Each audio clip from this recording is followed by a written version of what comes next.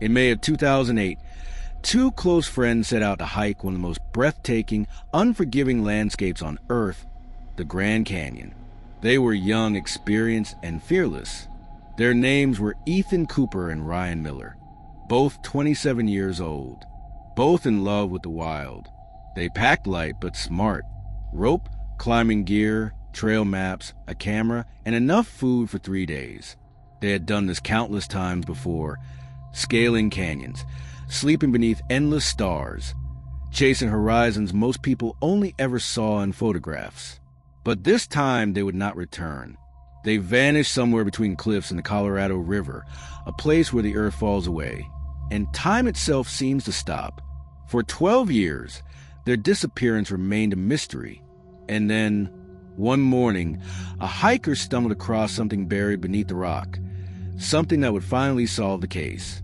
But what it revealed was far darker than anyone could have imagined. The Grand Canyon is not just a place. It's a labyrinth carved by time, layered with silence, shadows, and secrets. From the rim, it looks endless, a sea of red stone and air shimmering in the heat. But beneath the beauty lies danger. Every year, hikers vanish here without explanation. Some fall, some lose their way, and some are simply never found. Ethan and Ryan knew the risks. They'd been friends since college, drawn together by a shared obsession with exploring the wild. They climbed in Utah, trekked across the Sierra Nevada, even rafted down remote parts of Snake River. They documented every journey meticulously: journals, photos, even short videos. To them, adventure wasn't just a hobby. It was proof that they were alive. That spring, Ethan called Ryan with an idea: a 3-day trek deep into the canyon, using the Hans Trail, one of the oldest and least maintained routes. It was steep, rough, and dangerous. Perfect, Ethan had said. Ryan agreed instantly. They began planning weeks in advance: weather forecasts, supply lists, check-ins with park officials. Ethan bought a new camera to film their journey, saying he wanted to capture the canyon from its heart. On the morning of May 14th, 2008, they arrived at the Grand Canyon National Park. It was 7 a.m. when they parked their car at the trailhead, signed the visitor log, and started down the path. A park ranger later said he remembered them, two young men laughing, loaded with gear, full of energy. They told him they'd be back by May 17th. They never signed out. The first 2 days were uneventful. Ethan sent a text to his sister that afternoon, just a photo of the canyon rim, captioned, "See you Sunday." It would be his last message. When May 17th came and went, their families assumed they had lost reception or decided to camp an extra day. But by May 18th, when their car was still sitting untouched at the trailhead, the rangers grew concerned. A search began at dawn. Helicopters scanned the canyon walls. Ground teams descended the trails. The heat reached over 100 degrees that day, and the wind whipped fine sand into the air. Visibility was terrible. For 3 days, searchers found nothing. No gear, no footprints, no campsite, no broken branches or discarded wrappers. It was as if the two men had simply evaporated. On the 4th day, a search team found something unusual near a ledge about a mile east of Horseshoe Mesa. A piece of rope tangled around a rock. It looked recent. The fibers hadn't been sun-bleached yet, but there were no signs of a fall, no blood, no torn clothing, and no drag marks. The rangers assumed it belonged to another climber. They collected it anyway. By the end of the week, the official report listed both men as missing, presumed dead. Their families were devastated. Ryan's mother refused to believe it. She said her son knew the canyon better than most park guides. Ethan's father flew in from Oregon and stayed for months, handing out flyers and talking to hikers. No one had seen or heard anything. Summer turned to fall, and still, there were no clues. The canyon gave nothing back. The search was suspended, then quietly closed. Their families were left with silence, a silence that lasted for 12 long years. In the years that followed, stories began to spread among hikers and park staff. Some said the two men had slipped into a hidden cavern. swallowed by the canyon itself. Others whispered about something stranger, that they'd been seen days after the search ended, far from where they were supposed to be. A pair of hikers reported hearing voices echoing in the cliffs at night, calling faintly for help, but when rescuers arrived, the area was empty. Every rumor added to the mystery, and every attempt to explain it only led to more questions. By 2010, the case had gone cold. No new leads, no new evidence. Ethan and Ryan became another footnote in the long list of missing hikers swallowed by the canyon. Their families held small memorials. No bodies, just photos, candles, and folded maps of the trails they'd loved. Years passed. The world moved on. But the canyon did not forget. Then, in September 2020, everything changed. A 41-year-old hiker named Michael Davis was exploring a remote section of Horseshoe Mesa. It was early morning, the air thin, the sun barely cresting the cliffs. He'd taken a route that few people ever used, an unmarked detour he'd read about in an old hiking forum. Halfway down, he noticed something pale sticking out from beneath a layer of loose rock.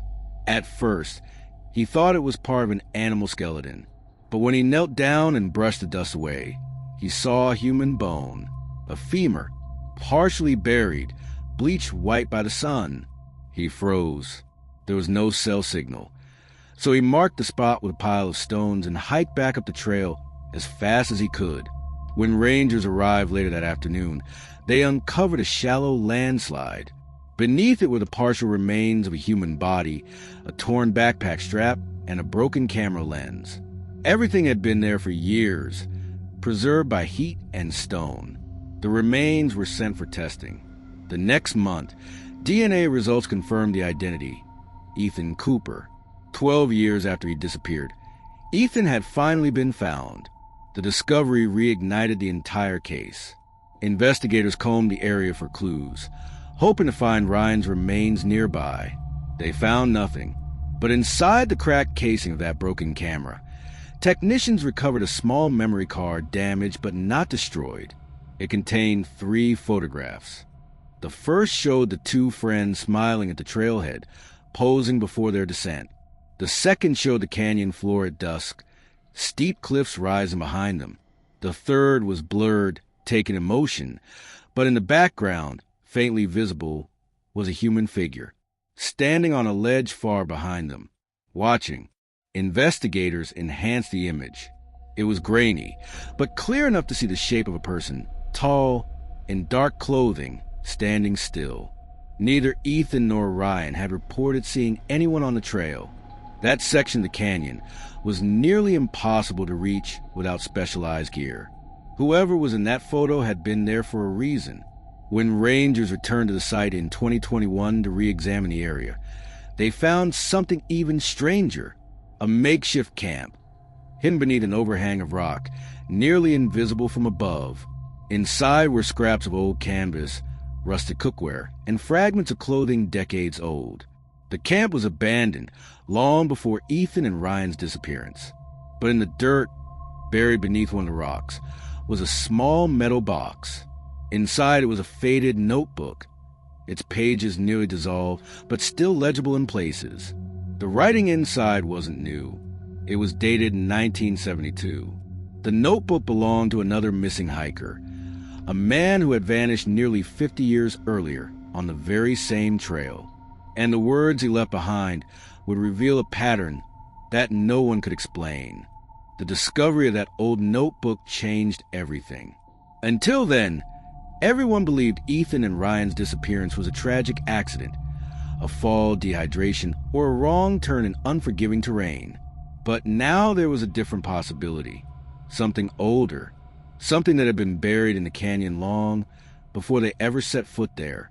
The notebook was fragile, the cover cracked and stiff from decades of heat.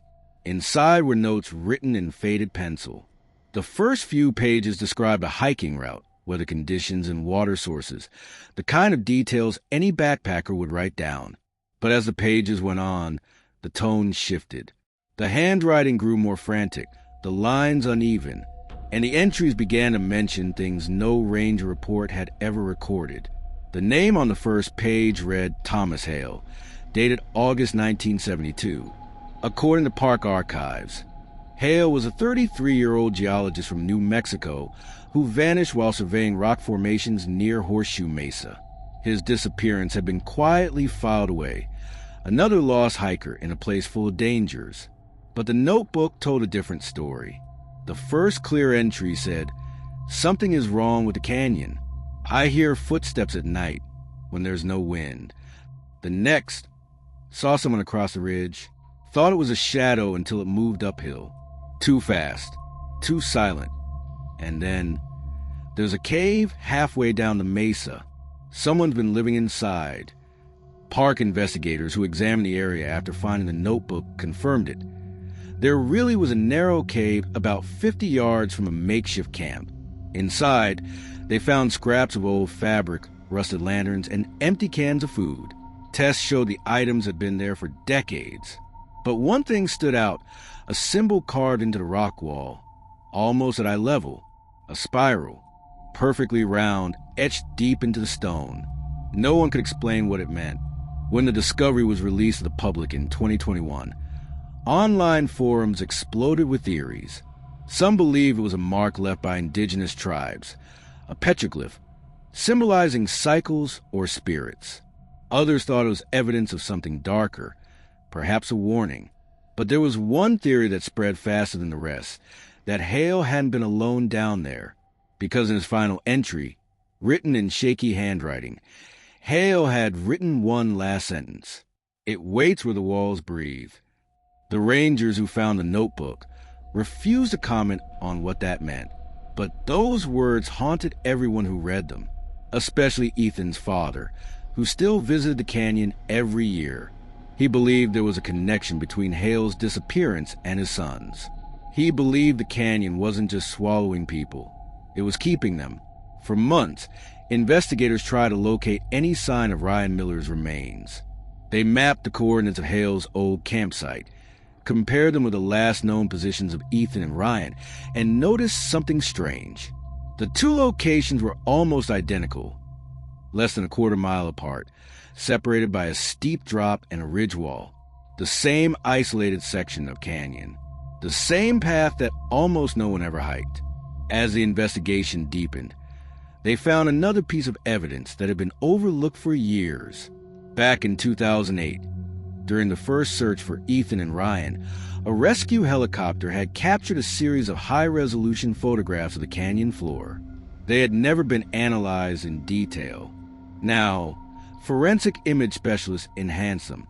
In one photo, taken just after sunrise on May 17th, a faint pattern could be seen in the sand below the ridge, a spiral shape about 10 feet across, drawn perfectly in the dust.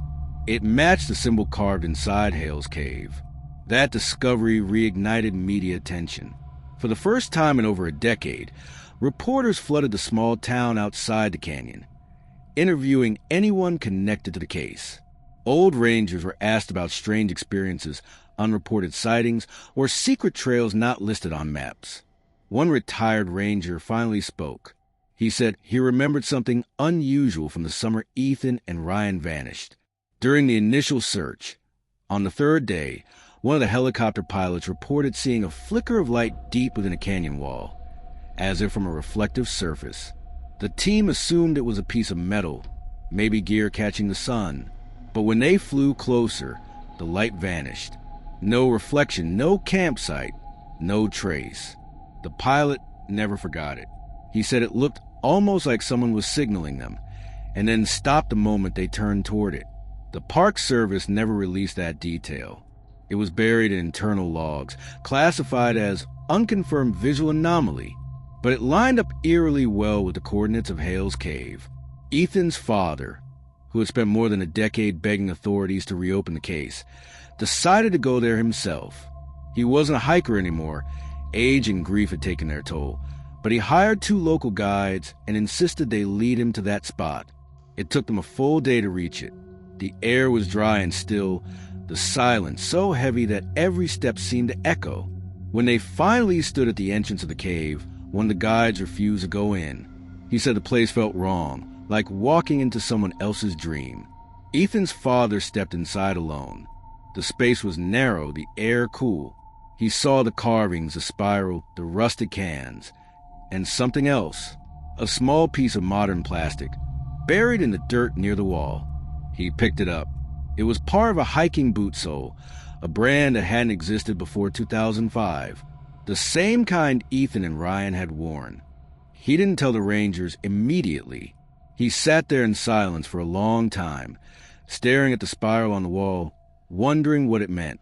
He said later it felt like the canyon was breathing, a faint vibration through the ground, a rhythm too steady to be wind. When he left, he marked the spot with stones and gave the boot piece to investigators. It matched Ryan's size. That discovery confirmed one thing. Ryan had made it to the cave. But what happened afterward, no one could explain. No remains, no gear, no trace of a body. Just that endless spiral carved into the stone. For months, the FBI quietly reviewed the case. They compared it to other missing hiker reports within a 100-mile radius over the past 50 years. The pattern was unmistakable. Every decade or so, one or two experienced hikers vanished within the same general area. Different trails, different years, same region, same absence of evidence. By early 2022, the official report listed Hale, Ethan, Ryan, and at least 4 other hikers as part of what they call the Horseshoe Cluster, a string of disappearances connected by location and circumstance. Most have been written off as environmental accidents. But now, that explanation no longer seemed to fit. When journalists pressed the Park Service for answers, they declined to comment, but local rangers began sharing quiet warnings to new hikers. Stay away from the Hance route after sunset. Avoid the Mesa Cliffs. If you see spirals drawn in the sand, turn back. Not long after, a new piece of evidence surfaced, one that would finally reveal what really happened to Ethan and Ryan. It came from a man named David Price, a former park volunteer who had worked on the 2008 search. He had taken dozens of photos during the operation, but one had never been developed. When he finally processed it 14 years later, he noticed something in the background, a faint outline on the canyon wall. Not a person this time. A doorway. The outline matched the shape of Hale's cave. But this one was different, larger, deeper, and higher on the wall than any natural opening should be. Geologists who examined the photo said the light and shadow didn't match the rock around it. It looked artificial. That discovery led to a quiet, unofficial expedition in the spring of 2022. A team of 3 geologists and 1 park historian descended into the same region where Ethan and Ryan vanished. They found the cave. They photographed the carvings. And then they discovered something behind it. A narrow tunnel leading deeper into the rock. It went on for nearly 40 feet before ending abruptly at a collapsed wall. At the base of that wall, they found something glinting in the dust. It was a metal buckle, stamped with the initials RM. Ryan Miller. After 14 years, the canyon had given back both of them. Not in full, but enough to tell part of the truth. And it wasn't the story anyone was prepared to hear. Because what they found behind that collapsed wall would turn a disappearance into something far stranger. Something that blurred the line between accident survival and something much older than either man ever understood. When the team found the buckle stamped RM, they knew the search had crossed from mystery into revelation. For years, the canyon had been silent, but now it was giving back its story one fragment at a time. The metal buckle was found at the base of a collapsed tunnel, buried in a fine layer of red dust. It was scratched, bent, but unmistakable. A manufacturer confirmed it came from a hiking belt produced in 2007. The exact model Ryan Miller's family said he'd bought for that trip. For the first time in 14 years, there was physical proof he had made it deeper into the canyon than anyone thought possible. But that raised a far darker question. If he made it that far, why hadn't he ever come back out? The tunnel behind the cave wall looked like a natural fault at first, a crack formed by centuries of erosion. But the geologists on site noticed something strange. The surfaces inside were smooth, almost polished. The ceiling was level, the floor even. No natural fissure in the Grand Canyon formed like that. It looked shaped, cut deliberately by someone or something that had been here long before. The deeper they went, the colder it became. The air grew thin, heavy still. When their flashlights passed over the walls, they noticed faint marks, scratches, some deep, some shallow, as if tools had been used there long ago. At about 40 feet in, they hit the collapse. Rock, sand, and sediment blocked the passage completely. That's where they found the buckle. The team wanted to dig through, but park officials ordered them to stop. They said the tunnel was unstable, that disturbing it could trigger another cave-in. So they documented everything, photographs, laser scans, air samples, and left. But 2 of them couldn't let it go. That night, they returned in secret. They brought lights, ropes, and small excavation tools. One of them, the historian, later said it felt wrong the moment they stepped inside again. The air was colder than before, unnaturally cold, as though the canyon was exhaling. Still, they started digging. The dust filled their lungs, and every sound seemed to echo for miles. After several hours, they cleared a narrow gap, just enough to see through. Behind the collapsed wall was an open chamber. Their lights revealed smooth stone and a faint shimmer, like water, reflecting the beams. The air inside moved, slow and rhythmic, like a living thing breathing in its sleep. The historian reached through the gap of the camera, took 3 photos, and then they left. Those images would never be released publicly. Only one of them was leaked. A blurred photo showing a chamber with strange circular patterns on the floor, drawn in dust or ash. The spirals again. When they reported the discovery to the park administration, the response was immediate. The area was closed off within 24 hours. New fencing, fresh warning signs, and surveillance cameras were installed. Officially, they said it was due to structural instability. Unofficially, everyone knew something else had been found inside. Weeks later, the historian resigned from his post. In a private interview, he said that night had changed how he saw the canyon forever.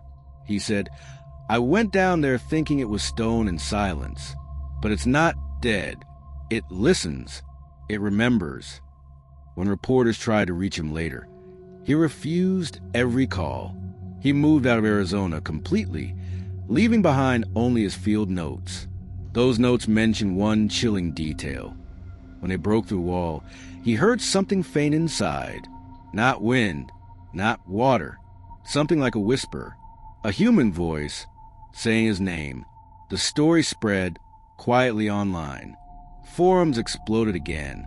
People began connecting the dots. The 1972 geologist Ethan and Ryan, and now the team in 2022. Every few decades, someone went missing in that same stretch of canyon. Every time, the official reason was the same: environmental hazards. But witnesses spoke of lights at night, of echoes that didn't match their own voices, of spirals appearing overnight in sand. Ethan's father refused to accept another cover-up. He filed a petition to reopen the investigation as a criminal case. The FBI declined. They said there was no evidence of foul play. But then something strange happened. A letter arrived at his home in Oregon. No return address, no name. Inside was a single printed photograph. It was dark, blurry, and grainy, but in the center of the image was a man's face. Older, weathered, eyes wide open. The caption on the back said only, "Taken inside the canyon, 2019. The man in the photograph was Ryan Miller. Experts tried to authenticate it, but the photo was too degraded to confirm. Still, Ryan's family swore it was him. They said the eyes, the scar on his right eyebrow, everything matched. But if it was him, who took the picture, and where had it come from? Reporters asked park officials whether anyone had been exploring the area in 2019. They denied it. There were no registered expeditions, no private permits issued that year, no explanation at all. By early 2023, the Grand Canyon mystery had grown into something larger than a cold case. Documentaries, online sleuths, and even retired investigators began to piece together a pattern that stretched back further than anyone realized. Dozens of disappearances, hikers, campers, even a pilot whose small plane went off radar for 3 minutes over the canyon in 1989 before reappearing again. The pilot dazed and unable to recall what happened. Every single event occurred near the same coordinates. Every single one was dismissed as coincidence. But the coincidences were stacking too high. Ethan's father was convinced his son and Ryan had stumbled upon something they weren't meant to see, something hidden in the rock, buried in the canyon's heart. When he spoke at a public hearing, his voice trembled as he said, "The canyon didn't just take them, it kept them." For months, there was silence again. Then, in the summer of 2023, another hiker, a young woman named Samantha Lee, went missing along the Hands Trail. She was last seen less than 2 miles from the same cave. Search teams found her backpack near a ledge, undamaged, her phone still inside. When they powered it on, there was one video recorded just minutes before she vanished. The footage showed Samantha panning across the canyon at sunset, smiling. Then, in the last 2 seconds, the camera turned sharply. A figure stood in the shadows between 2 cliffs, still, silent, almost blending into the rock. The screen went black. That video was never released to the public, but one ranger who saw it described the figure in detail. He said it looked human, but the proportions were wrong. Arms slightly too long, posture too still, like a body frozen mid-step. When asked if it could have been another hiker, he said, "No one could stand like that on that slope, not without falling." After Samantha's disappearance, the park permanently closed that section of trail. They called it an indefinite safety closure. But locals said they started hearing helicopters flying over the area at night, unmarked, circling for hours before disappearing. No one knew who they belonged to. By autumn, all official talk of the case stopped completely. No new updates, no new statements, just silence. But silence in the Grand Canyon isn't empty, it carries weight. Sometimes it's the kind that listens back. And in November 2023, that silence broke again. A park ranger, hiking alone to check the new boundary fences, radioed something in before his transmission cut off. His last words were, "There's someone here. I think they're hurt." When the team reached his location an hour later, they found his radio still transmitting. He was gone. The ground around him was marked with something circular, drawn in dust. Another spiral. The official report never mentioned it. But people who live near the canyon say those spirals aren't carved by hand anymore. They just appear, perfectly formed, overnight. And every time they do, the air around them feels colder, heavier, harder to breathe. 12 years after Ethan and Ryan vanished, the canyon finally gave pieces of them back. But the truth that came with those fragments was worse than the unknown, because it wasn't just about 2 missing friends anymore. It was about something buried under centuries of silence, something that had been watching the cliffs long before any of them ever came here. And the deeper investigators looked, the clearer it became. This wasn't just a place people disappeared into. It was a place that called them. By winter of 2023, the canyon had gone quiet again. The investigation was buried under new restrictions, new barriers, and new excuses. But silence never lasts long here. Not in this place. Because just when everyone thought the story had reached its end, a letter arrived that changed everything. It was sent to the Grand Canyon Park office. No name, no address, just a return label that read, postmarked Flagstaff, Arizona. Inside was a single torn notebook page, wrapped in plastic. The handwriting was shaky, uneven. The words read, "If you find this, don't come looking. The canyon doesn't want to be found. It shows you what it remembers. Tell my father I tried come home." The signature at the bottom was faint, smudged, but legible. It read, Ryan Miller. Tests on the ink showed it was written recently, within a year. 12 years after his disappearance, Ryan Miller was somehow alive long enough to write those words. The letter was delivered to Ethan's father first. He said when he held it, He could feel the weight of dust on the paper, like it had been buried, not mailed. It wasn't folded like normal mail. It was crumpled, almost like someone had been holding onto it for a long time before letting it go. Authorities tried to track where it came from, but the postmark had been tampered with. No fingerprints, no fibers, nothing. Just those final words. That discovery pulled the case back open. Quietly, unofficially, the FBI sent a small team back into the canyon. They didn't announce it. They didn't bring news crews. They went in at night. The team followed the old Hands Trail, using coordinates from the original discovery of the cave. This time, they brought advanced imaging tools, scanners capable of mapping void behind rock. At first, the readings were normal, but around 200 feet below the ridge, they picked up something unexpected. A large hollow chamber nearly 50 feet across, hidden behind a dense layer of stone. The shape was too perfect to be natural. They decided to dig. It took 3 days to break through. When they finally entered, what they found stunned them. The chamber wasn't just a cave. It was a constructed space. The walls were smooth, lined with rectangular indentations, as though they had once held panels or equipment. In the center of the room was a pit, circular, about 6 feet wide, ringed by blackened stone. At the bottom of the pit, they found charred fragments of metal and something else, bone. The fragments were sent to a forensic lab in Phoenix. 3 weeks later, the results came back. The bones belonged to 2 different individuals. One was Ryan Miller. The other was an unidentified male, aged between 30 and 40. Date of death estimated between 1970 and 1980. Most likely Thomas Hale. The discovery confirmed what no one wanted to admit. The canyon had kept them both. But the question remained, what happened to them? What burned them? And who built that chamber? When the excavation team returned for a second inspection, they brought ground-penetrating radar. It showed that beneath the circular pit was a deeper layer, a vertical tunnel stretching down another 20 feet, filled with compacted debris. They sent a probe camera down. At first, there was nothing but dust. Then the camera caught something glinting in the dark, a piece of metal, curved, reflecting the light. When they extracted it, they found an old camera casing. Inside was a melted, corroded memory card. It was recovered, restored, and examined. Most of the data was lost, but 3 images remained. The first showed the cave wall with the spiral symbol.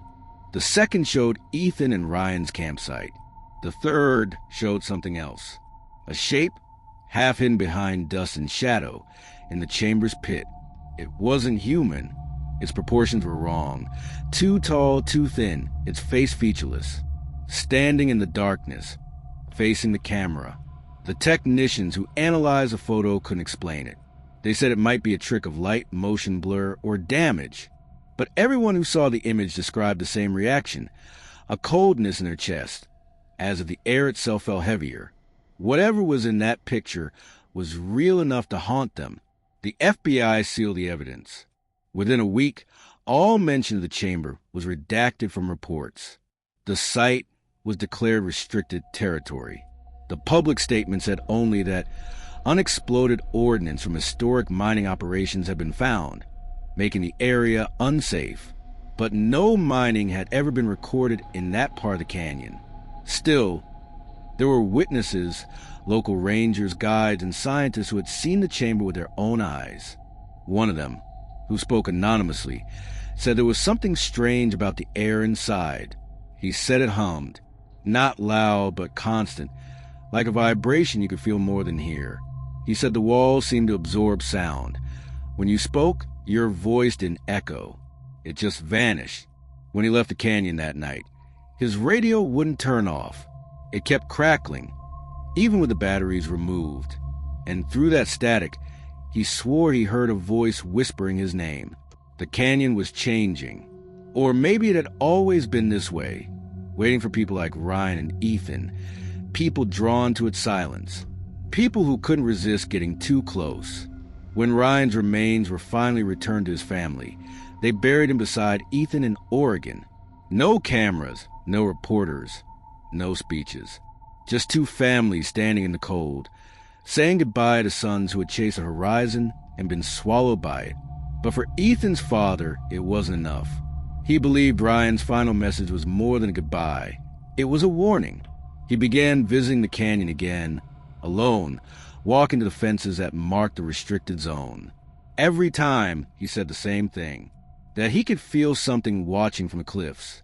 That sometimes when the wind shifted, he could smell smoke like burned metal and ash, and that he heard voices echoing off the walls, calling faintly through the air. Two of them, familiar, one saying his name. By spring of 2024, the canyon had been closed off completely. Satellite images showed the old trail erased, the entrance to the cave buried under concrete. Unmarked vehicles still appeared at night, moving in silence, their headlights off. Locals said they could see flashes deep in the valley, pulses of light that glowed, then faded like breathing.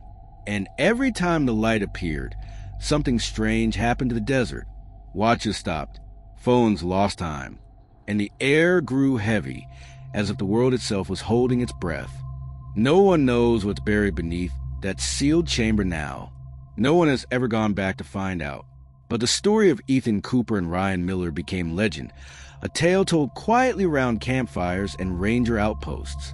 Two friends who loved the wild, who went searching for beauty, and found something older than history waiting in the dark. Some say they uncovered a secret government experiment, hidden for decades. Others believe it was something else, something ancient, patient, and alive, something the canyon protects, the way the ocean guards its deepest trenches. Whatever the truth is, it sleeps beneath the stone now, and every few years, the canyon reminds the world that it's still there. A hiker vanishes, a light appears, a spiral is found drawn in the sand. And for those who've seen it, there's no mistaking what it means. It's the canyon remembering, calling. In the summer of 2024, the Grand Canyon was quieter than anyone had ever known it. The trails once open to hikers were now blocked by fences and cameras. Signs warned visitors to stay away, not because of wildlife or weather, but because of unstable terrain. But the locals knew that wasn't true. They'd seen the helicopters. They'd heard the explosions that came from deep inside the restricted zone late at night. Something had been sealed, and something had been buried. Still, even buried things have a way of finding their way back to light. That August, a retired park ranger named Robert Jenkins came forward with a story he had kept secret for over a decade. He said that back in 2008, a week after Ethan and Ryan vanished, he had been part of a recovery mission along the lower ridge near Horseshoe Mesa. His team had discovered a partially collapsed tunnel, one they weren't authorized to explore. Inside, they found fragments of old metal half melted in a blackened notebook. When they turned it over superiors, it disappeared. They were told to forget it. But Robert had taken a photograph of one page before handing it in. The page contained only one sentence. It hums beneath the stone, not from the earth, but from inside it. He didn't know who had written it then. But when the chamber was uncovered in 2022, he knew. The handwriting matched the pages of Thomas Hale's notebook from 1972. The same loops, the same pressure, the same uneven pencil strokes. It meant Hale had survived down there for a time, long enough to document what he'd found. Robert said there had been whispers among rangers for years about restricted expeditions, off-the-books drills, scientists flown in without badges. He claimed that after Hale vanished, the government quietly sealed several sections of the canyon. They said it was to preserve archaeological sites. But Robert believed it was something else. He said Hale had stumbled onto an old underground installation, something built in the late 1940s, during an era of secret experiments and atomic testing. He said the spirals carved into the rock weren't ancient symbols at all. They were part of a design, markings for power, resonance, or something far beyond human understanding. No one believed him at first, until one final piece of evidence appeared. That September, a construction crew working miles downstream discovered a partially buried storage container, rusted, sealed, and stamped with the faded insignia of the U.S. Geological Survey, dated 1951. Inside were reels of film, degraded and brittle. They were sent to a restoration lab in Denver. After weeks of cleaning and processing, only one reel could be salvaged. What it showed would rewrite everything. The footage was silent, black and white, but clear. It showed a team of scientists working inside a large chamber, the same chamber the 2022 team had found. They were lowering instruments into the circular pit, measuring vibrations, taking readings. On one of the walls was a spiral symbol, freshly carved. The reel's final frame showed a sudden flash, the film bleaching white before cutting out completely. Written across the final title card were the words, Project Seraph, Site 7B, terminated August 1952. That single reel explained everything and nothing all at once. The canyon wasn't just a natural wonder. It had been a test site, not for weapons, but for sound, for vibration, for resonance frequencies buried deep within the rock that could manipulate energy itself. Whatever they were testing, it had never stopped. The humming, the spirals, the disappearances, all echoes of a failed experiment left to rot beneath the desert. Ryan and Ethan had wandered straight into its remains. Authorities denied the film's authenticity, but leaked documents confirmed the existence of a classified research program in northern Arizona during the 1950s. Its goal, to locate and harness naturally occurring harmonic anomalies, places where geological formations amplified sound waves in unnatural ways. What they found instead, according to fragments of those reports, was something that responded, something alive or aware. They shut it down within months. They sealed it, and they erased it from history. But the canyon never forgot. Ryan's letter made sense now. The canyon doesn't want to be found. It shows you what it remembers. He must have seen what Hale saw. He must have heard it. That low hum. That voice that wasn't an echo, but a memory replaying itself in stone. After the discovery of the film, journalists demanded access to Site 7B. The government responded by permanently sealing the entire region. Satellite images now show a massive concrete slab covering the coordinates of the chamber. No entrances, no markers. Just a scar of flat gray in the middle of red earth. But those who live near the canyon still talk. They say at night, when the air is still, you can feel a faint tremor through the ground. Like a pulse. It starts soft, barely noticeable, and grows stronger the closer you stand to the restricted zone. Dogs refuse to go near the fences. Cameras stop recording when pointed toward it. And every few months, someone swears they see a light shining from under the rock, a dull white glow that flickers and fades like breathing. People say it's the energy from the old experiment. Others believe it's the canyon itself, remembering what was done to it. But one man, the last surviving member of the 2022 excavation team, told a different story before disappearing in 2025. He said the canyon was never the experiment. It was the host. And the experiment was only meant to wake it up. When asked what it was, he smiled and said, "The sound you hear before everything goes quiet." Those were his last recorded words. His car was found abandoned near the park's southern boundary 2 weeks later. The engine was still warm. The driver's seat was empty. On the passenger seat was a single stone, smooth, round, and etched with a spiral. The same spiral seen in Hale's cave. The same spiral carved into the chamber wall. The same spiral that appeared in the dust beside Ryan's remains. Ethan's father still visits the canyon. He stands near the fences at dusk and listens.